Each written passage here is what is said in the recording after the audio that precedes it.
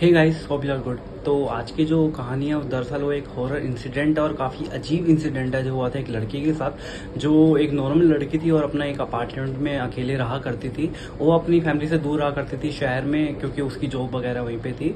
तो ये कहानी है सारा की। सारा जो एक अपार्टमेंट में रहा करती थी और एक अपनी अच्छी सी जॉब करती थी 9 to 5 वाली।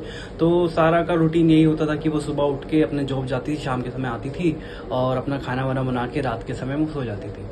लेकिन सारा की एक थोड़ी वियर्ड सी आदत थी सोने से पहले, वो वॉइस नोट्स वगैरह काफ़ी सुना करती थी। और वो जो नॉर्मल चैट्स वगैरह होती हैं वो भी वो टाइप ना करके वॉइस नोट्स में ही भेजती थी। तो उसको लोग भी काफ़ी जो रिप्लाई होते थे वो वॉइस नोट्स में ही करते थे।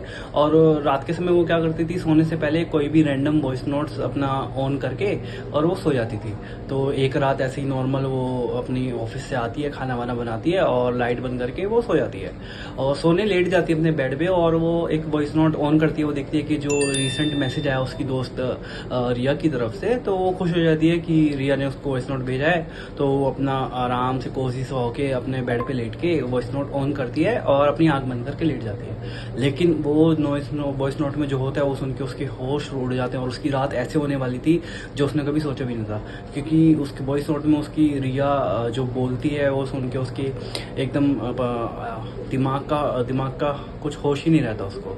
फिर वो जब वो अपना वॉइस नोट ऑन करती है तो वो सुनती है कि उसकी जो रिया होती है वो काफ़ी डरी हुई आवाज़ में बोलती है कि सारा, हेलो हेलो सारा सारा, दरअसल मैं अपने घर में आई हूँ और मेरे साथ बहुत अजीब सा कुछ हो रहा है। मेरे दीवारों में से खून आ रहा है और मैं जैसे गेट की तरफ भागी तो गेट में हैंडल ही नहीं है खोलने के लिए और काफ़ी मेरे डरी हुई हूँ, मुझे बचा लो मुझे बचा लो।